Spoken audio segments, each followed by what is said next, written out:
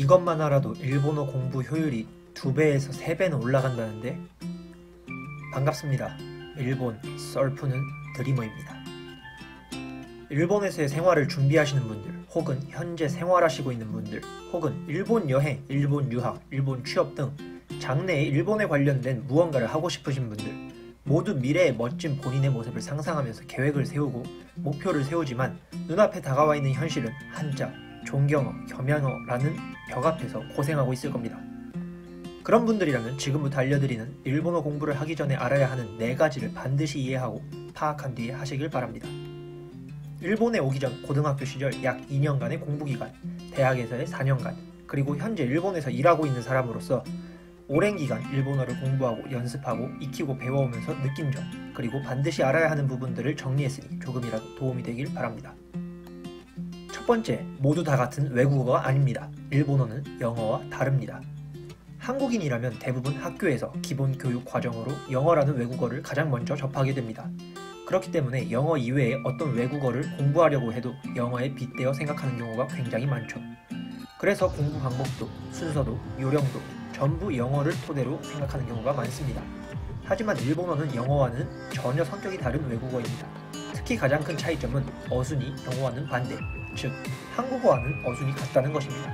그렇기 때문에 일본어는 한국인에게는 습득하기 쉬운 외국어로도 불립니다. 그렇기 때문에 일본어는 말 그대로 읽기만 해도, 듣기만 해도 엄청난 연습이, 습득이 되는 효과가 있습니다. 영어 공부에도 쉐도잉, 흘러듣기 등 여러 공부법이 있지만 실제로 그냥 듣기만 하고 있으면 큰 효과가 없다고들 말합니다. 하지만 일본어는 다릅니다. 어순이 한국어와 같기 때문에 그냥 보고만 있어도, 듣고만 있어도 이해가 되는 부분이 많고 자연스럽게 그 표현이 입에 달라붙고 귀에도 익숙해지기 때문에 엄청난 학습 효과를 가져옵니다. 그렇기 때문에 시간이 없으신 분들, 혹은 자투리 시간에 공부를 하시는 분들이라면 포기하지 마시고 조금씩이라도 틈만 나면 일본어를 읽으려고 노력하고 들으려고 노력하세요. 제 경험으로 읽기에 가장 좋은 건 신문, 듣기에 가장 좋은 건 라디오 청취입니다. 출근길, 통학길, 버스에서, 전철에서 그냥 라디오를 귀에 꽂고 있는 것만으로도 엄청난 듣기 연습이 됩니다. 아무리 들어도 일본어가 안 들려요, 귀가 안 트여요 하시는 분들, 한 달만 라디오를 귀에 꽂고 다녀보세요. 다른 세계가 열릴 것입니다. 두 번째, 가타카나에 스트레스 받지 않아도 됩니다. 일본어는 굉장히 특이한 구조를 가지고 있습니다. 영어는 알파벳, 한국어는 한글, 그 언어를 표현하는 문자가 하나씩밖에 없는 반면에 일본어는 히라가나, 가타카나, 한자 이렇게 3가지 문자로 표현합니다. 그래서 많은 분들이 일본어 공부를 시작할 때 히라가나, 가타카나, 한자의 순으로 암기를 시작합니다. 히라가나는 일본어의 기본이 되는 문자이기 때문에 가장 처음 외워야 하는 것은 필수입니다. 하지만 가타카나는 어떨까요? 반드시 필수는 아닙니다. 의외로 많은 분들이 가타카나가 잘 안 외워진다고 스트레스를 받거나 고민이 많습니다.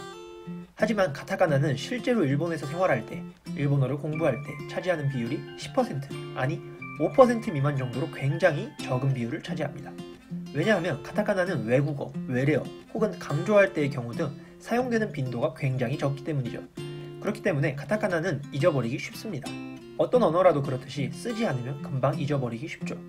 그렇기 때문에 일본어 공부를 시작하는 맨 처음에 히라가나, 가타카나를 그렇게 달달 외웠는데 왜 히라가나는 다 기억이 나는데 가타카나는 기억이 안 나지? 하시는 분들은 당연한 얘기입니다. 그렇기 때문에 가타카나는 달달 외우기보다는 공부를 하다가 혹은 일본어를 쓸 때 종종 나오는 경우, 그때마다 외운다는 느낌으로 눈에 익혀놓는 정도, 그 정도면 충분합니다. 가타카나가 안 외워진다고 스트레스 받지 마세요. 괜찮습니다. 세 번째, 일본어 공부의 가장 높은 벽, 한자입니다. 일본어를 공부하시는 분들이 가장 많이 부딪히는 벽, 일본어를 가장 많이 포기하게 만드는 이유, 바로 이 한자입니다. 간단한 한글과는 다르게 하나하나 다 외워야 하는 한자는 한국인들에게는 굉장히 어렵게 다가오죠. 그렇다면 이 한자는 어떻게 극복해야 할까요? 솔직히 말하자면 꾸준히, 묵묵히 외우는 방법밖에 없습니다. 하지만 이렇게 말하고 끝나면 이건 전혀 도움이 안 되겠죠. 적어도 효율적으로 외우는 방법 정도는 알려드려야죠. 제가 직접 경험한 방법이기도 합니다. 바로 연상법으로 한자를 외워가는 방법입니다. 이게 무슨 뜻이냐면 나뭇가지에 가지치기를 해나가는 방법입니다. 예를 들면 자동차라는 한자가 있다면 단순히 이 자동차라는 단어의 한자를 외우는 것이 아닌 이 자동차라는 단어에 들어있는 3개의 각 한자들, 자자로부터 미즈카라라는 스스로라는 의미를 가진 단어를, 지신가 아루라는 자신 있다라는 문구를 외우는 겁니다. 다음으로 나오는 동, 움직일 동자라는 한자로부터 우고크라는 움직이다라는 단어를 외우고 노력이라는 동력이라는 단어도 외울 수 있죠. 마지막으로 술의 거, 술의 차자는 이 한자로부터 차도라는 단어를 외우고 단독으로 쓸 경우 쿠르마라고도 읽으며 단독으로 자동차라는 의미를 가지기도 한다는 것을 외울 수 있죠.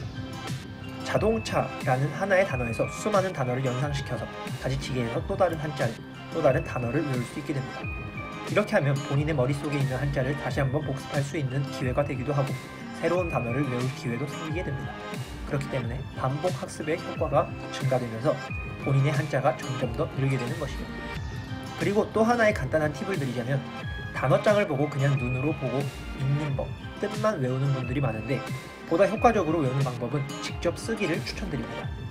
한자는 우리에게는 익숙하지 않기 때문에 손으로 쓰고 눈으로 보고 입으로 소리내며 그 소리를 귀로 들으면서 4가지 감각을 최대한 활용하는 것이 중요합니다.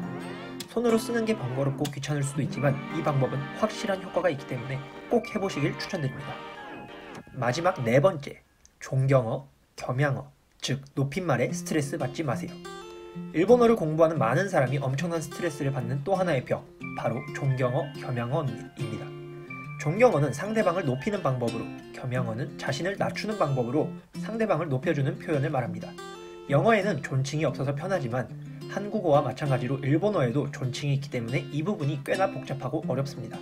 하지만 걱정하지 마세요. 왜냐하면 일본어를 공부하는 여러분들, 지금 이 얘기를 듣고 있는 여러분들 모두 완벽한 존경어, 겸양어를 구사하지 않더라도 아무 문제가 없기 때문입니다.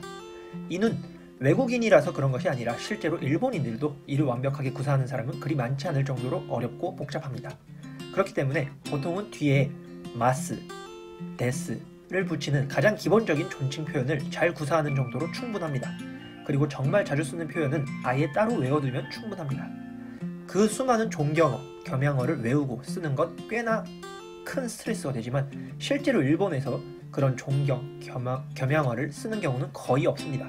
그렇기 때문에 가장 기본적인 존칭 표현인 마스, 데스를 자연스럽게 사용할 수 있도록 노력하는 걸 추천드립니다. 이상의 4가지를 어떤 분들은 이미 알고 있을 수도 혹은 전혀 몰랐던 분들도 있을 것입니다.